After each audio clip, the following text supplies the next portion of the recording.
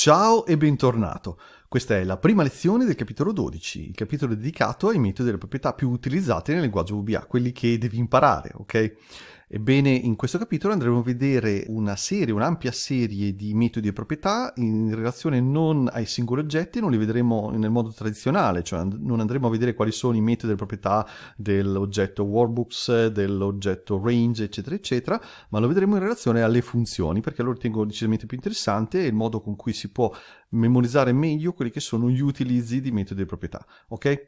Siamo sul file metodi e proprietà che devi conoscere del capitolo 12, ci sono una serie di pagine che sono solamente delle palestre su cui andare ad applicare quelli che sono gli esempi che ti proporrò, ok? Gli esempi che vedremo sono contenuti all'interno di macro contenitore con nome che si riferisce sostanzialmente al metodo o alla proprietà, a loro volta contenute all'interno dei moduli che si riferiscono dal nome relativo alla funzione, diciamo così, alle attività a cui ci stiamo riferendo, ok? Prima di cominciare un ripasso veloce. Che cos'è una dichiarazione? Una dichiarazione non è nient'altro che una sequenza di oggetti divisi da un punto, ok? O oggetti o insieme di oggetti naturalmente, al cui termine c'è l'indicazione di una proprietà o di un metodo, ok? Questa è una dichiarazione, questa dichiarazione non è nient'altro che l'espressione dell'oggetto a cui noi vogliamo riferirci in relazione al metodo o alla proprietà che vogliamo utilizzare, ok? L'oggetto naturalmente è l'intervallo, ma un intervallo specifico, cioè l'intervallo di una pagina, di un foglio Excel, di Excel. Questa è la dichiarazione completa. Naturalmente questa dichiarazione può essere fatta, come abbiamo già visto nel capitolo 10, omettendo degli oggetti. Questo perché? Perché Excel è intelligente e se noi omettiamo degli oggetti sa che noi ci riferiamo in realtà a quelli che sono gli oggetti attivi. Quindi la stessa dichiarazione possiamo scriverla in questo modo, oppure in questo modo, oppure in questo modo. Quindi se noi scriviamo semplicemente range 1C10 value, cioè ci riferiamo alla caratteristica, cioè alla proprietà valore dell'intervallo, ok, in realtà Excel presuppone che sia relativa alla pagina attiva del foglio Excel attivo, ok? Già che ci sono, ti ricordo che laddove c'è un insieme di oggetti, cioè gruppi di oggetti con le stesse caratteristiche tipo fogli Excel, workbooks, pagine Excel, worksheets, ebbene per indicare il singolo oggetto noi dobbiamo utilizzare quello che è il nome del singolo oggetto, come in questo caso, oppure l'indice che si riferisce appunto a quell'oggetto specifico. Ok, passiamo finalmente a vedere esempi di dichiarazioni di metodi e proprietà con cui noi andiamo ad aprire oggetti o andiamo ad aggiungere oggetti dentro Excel, ok? E partiamo naturalmente dal primo metodo. La maggior parte di questi metodi in realtà li abbiamo visto negli esempi del capitolo 10, dei capitoli precedenti in generale, ok? Adesso andiamo a scorrere uno a uno e vediamo insieme l'utilizzo, l'impiego, ok? Alcuni esempi naturalmente. Ok, il metodo classico per aggiungere oggetti in Excel è il metodo add. Ti faccio notare che add significa aggiungere, appunto, e che di solito si riferisce ad insiemi di oggetti. Ti ricordo che a parte Excel, cioè a parte application fondamentalmente, che è un oggetto singolo, nella maggior parte dei casi gli oggetti di Excel sono tanti, con le stesse caratteristiche, quindi ci sono tante pagine, ci sono tante celle, tanti intervalli di celle, tante tabelle, tanti grafici e via dicendo, ok? Quindi add è un metodo che si rifà a un insieme di oggetti. Lo abbiamo già visto in realtà per i fogli Excel, lo ripeto, te lo dimostro. Bene, con workbooks.add non facciamo nient'altro che aggiungere un nuovo foglio Excel, si aprirà un nuovo foglio Excel. Invece con worksheets.add andremo ad aggiungere nuove pagine. Qui abbiamo un parametro sostanzialmente, un termine che è count, in inglese conta, ok, che indica quanti oggetti devono essere aggiunti. Nella maggior parte dei casi comunque si aggiunge un oggetto alla volta. Qui aggiungiamo 3 pagine insieme. Ti faccio notare anche che la dichiarazione naturalmente è una dichiarazione fatta con omissione, cioè non viene indicato quelli che sono il foglio Excel specifico in cui andiamo a intervenire, quindi in realtà la dichiarazione si rifà a quello che è il foglio Excel aperto. Non soltanto, la dichiarazione indica quelle che sono le pagine generiche, quindi l'insieme sheets. Ok, ti ricordo che ci sono diversi insieme pagine, insieme sheets, worksheets e charts. Sheets riguarda tutte le pagine di qualunque tipo, worksheets riguarda le pagine standard, quelle con le celle sostanzialmente, e charts riguarda le pagine in cui andiamo a inserire i grafici. Add è l'unico modo per aggiungere oggetti? No, in realtà no. Per esempio, se vuoi aggiungere delle celle in un foglio Excel, una colonna, una riga, un intervallo di celle, non utilizzi add, utilizzi insert, ok? Che vedremo in un altro momento. Ma per esempio add è un metodo che può essere utilizzato per aggiungere tabelle Excel, può essere utilizzato per aggiungere grafici, per aggiungere tabelle pivot, come vedi in questi esempi. Per esempio, con questo esempio, tsheet.listObject.add, ok? Bene, andiamo ad aggiungere una tabella Excel. Sostanzialmente sostanzialmente a trasformare un intervallo di celle con dei valori in una tabella Excel, ma in realtà può essere utilizzato anche per aggiungere un intervallo vuoto da riempire, ok? Ecco, in questo caso particolare, come vedi, ci sono dei parametri fra parentesi e poi in realtà la dichiarazione continua con una successiva dichiarazione. Quindi dopo il metodo, che sostanzialmente non fa nient'altro che restituire un oggetto, in realtà la dichiarazione indica il nome di questo oggetto. Quindi in realtà la dichiarazione indica il nome del nuovo oggetto che il metodo add per l'insieme listObject appunto è andato ad aggiungere.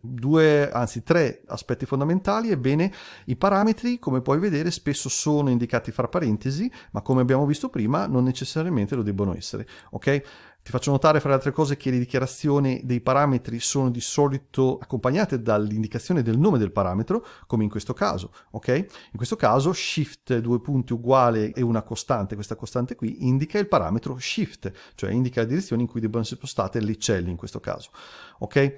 E la costante indica appunto quello che è un valore di riferimento già impostato in Excel, quindi le costanti nella maggior parte dei casi sono già preimpostati sostanzialmente, e lo riconosci le costanti da Excel, XL, ok? Ma è necessario indicare il parametro in questo modo? Ti faccio notare anche la presenza dei due punti uguali per indicare i parametri in modo preciso. No, non necessariamente. Spesso e volentieri, come vedi, all'interno di questa parentesi non è indicato il parametro, ma è indicato direttamente la costante o il valore che è necessario indicare, in questo caso l'intervallo di celle che indica quello che è l'area che deve essere, cioè l'intervallo di celle che deve essere trasformato in tabella Excel. Ok? Come vedi non sono indicati singoli parametri. Allora, quando utilizzare l'uno e l'altro? Se non indichi il nome del parametro, come in questo caso, cosa che inizialmente ti invito a fare, bene, devi indicarne la posizione in quella che è la sequenza, l'ordine dei parametri, cioè la sintassi di un metodo, di una proprietà, è una sintassi precisa anche nella definizione dei parametri. Quindi, come puoi vedere qui sotto, add, diciamo così, fra parentesi ci sono una serie di parametri. Questi parametri possono essere consecutivi, quindi come vedi non è indicato quello che è il nome del parametro in questo modo, diciamo così, ma ci sono anche dei parametri che sono in posizioni diverse. Come vedi qui c'è una virgola senza niente che separa praticamente un semplice spazio bianco. Bene, questa virgola è stata aggiunta proprio perché questo parametro XLYes fondamentalmente ha prima nell'ordine un altro parametro che però non è stato espresso. Quindi dovrei aggiungere delle virgole in relazione alla posizione. Io naturalmente ti invito a utilizzare il nome dei parametri più che la posizione, ok? Un altro esempio, se andiamo a vedere questa dichiarazione per l'aggiunta di una tabella pivot, come vedi qui ci sono vari parametri, pivot cache, table destination, table name appunto, che sono indicati con due punti uguali ma che richiedono di solito sempre la virgola. Quindi di solito se utilizza le dichiarazioni con i nomi dei parametri devi utilizzare i due punti uguali e devi separare i parametri con una virgola e uno spazio. Ricordate sempre gli spazi sono fondamentali, ok? Tra queste proprietà che restituiscono oggetti, ce ne sono alcuni che restituiscono oggetti specifici particolari che abbiamo già visto, che sono gli oggetti active. Te lo ricordi? Immagino sono active sheet, active shell, active workbook e via dicendo, ok? Che restituiscono gli oggetti attivi.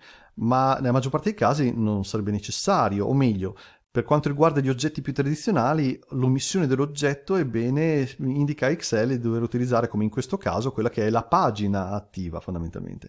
Ma noi dobbiamo dichiararli laddove ci rifacciamo ad oggetti che invece richiedono necessariamente o opportunamente quella che è l'indicazione dell'oggetto che li contiene.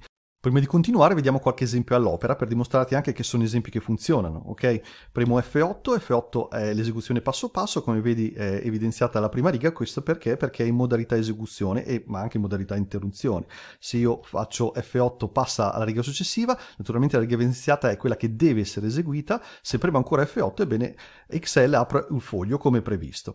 Perfetto, passiamo per esempio puntatore a quello che è la creazione della tabella Excel, perché? Perché in realtà l'esecuzione passo passo, come vedi, fa comparire in modalità interruzione questa freccina gialla che permette appunto di spostare l'esecuzione, ok? Quindi il focus dell'esecuzione dove voglio io. Come vedi l'evidenziazione si è spostata nell'aggiungere la tabella Excel, io ho predisposto una piccola tabella nella pagina Agi aprire, ok? Fondamentalmente se premo F8, come vedi, l'intervallo di celle è stato trasformato in una tabella Excel e l'indicatore del focus, ok, dell'esecuzione è passato alla riga successiva, che è quella di creazione del grafico relativo. Se io premo F8, ebbene viene creato il grafico, una nuova pagina, come vedi è stata creata una nuova pagina grafico 1, Questa pagina contiene niente in apparenza, in realtà contiene quello che è il contenitore del grafico stesso, cioè davvero è una forma, come vedi ci sono già i comandi predisposti, ma il grafico non è visualizzato. Questo perché? Perché non abbiamo ancora impostato la proprietà che indica sostanzialmente all'oggetto la sorgente. Se io premo ancora F8, ebbene il grafico viene creato. Questo perché?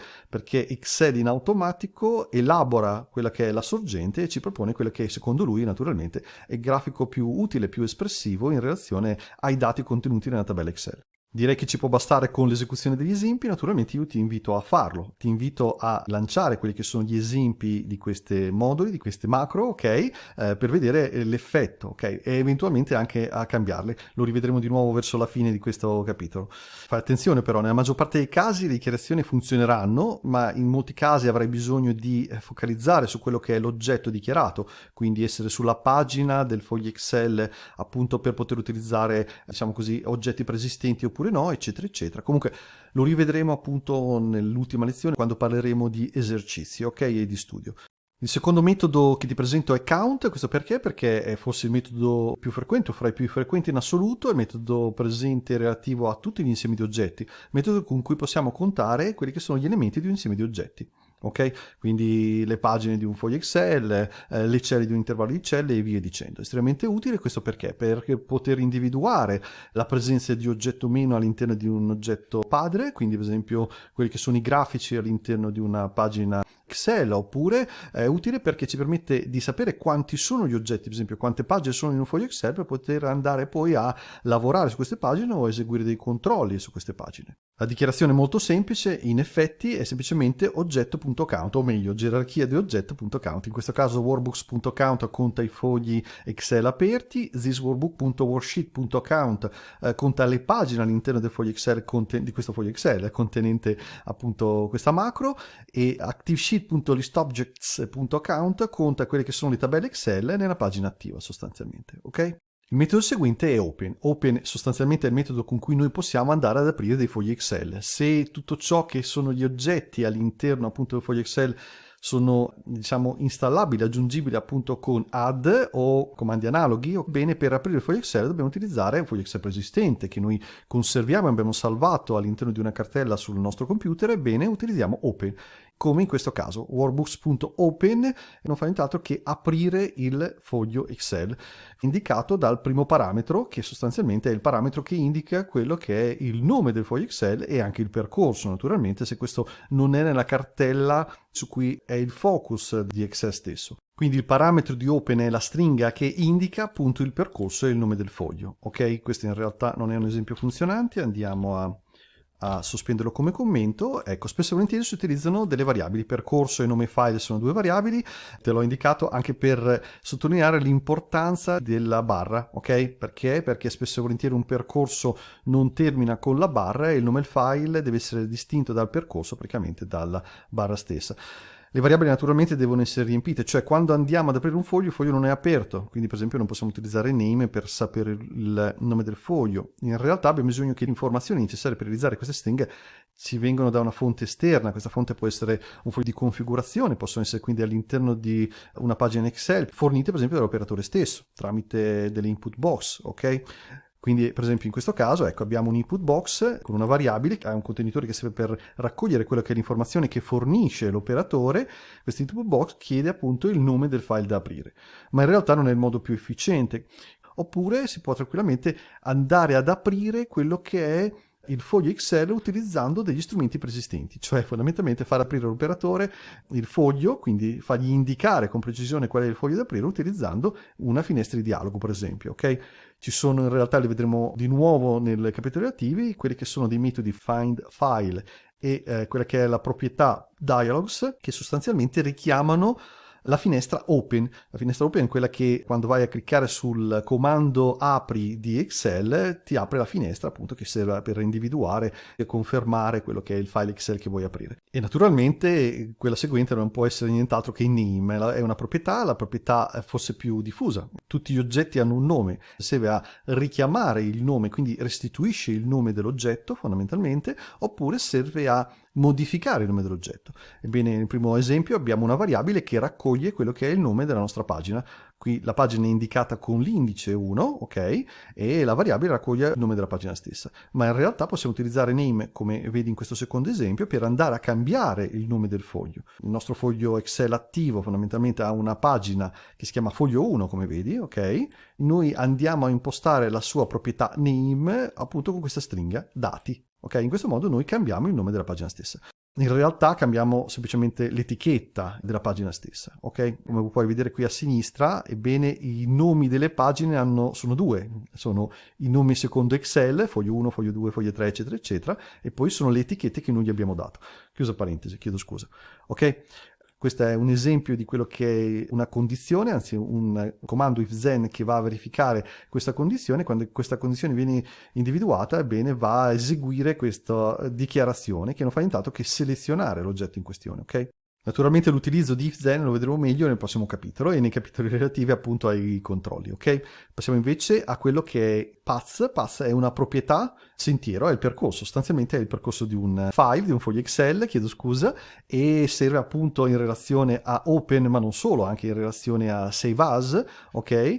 Path sostanzialmente restituisce quello che è il percorso della cartella che contiene il nostro file. Deve essere assegnato a una variabile per poter essere utilizzato, oppure può essere utilizzato direttamente in realtà, ma in questo caso noi ci rifacciamo una variabile.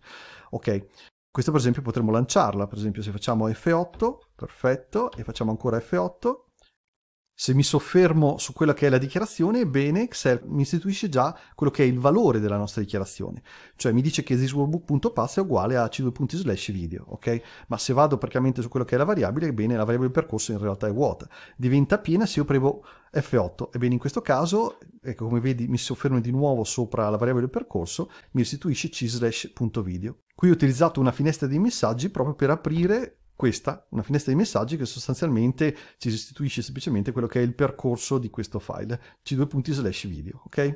Ed infine full name. Full name, ebbene, è un'evoluzione di name, sostanzialmente non è nient'altro praticamente che l'intero nome del file insieme al percorso.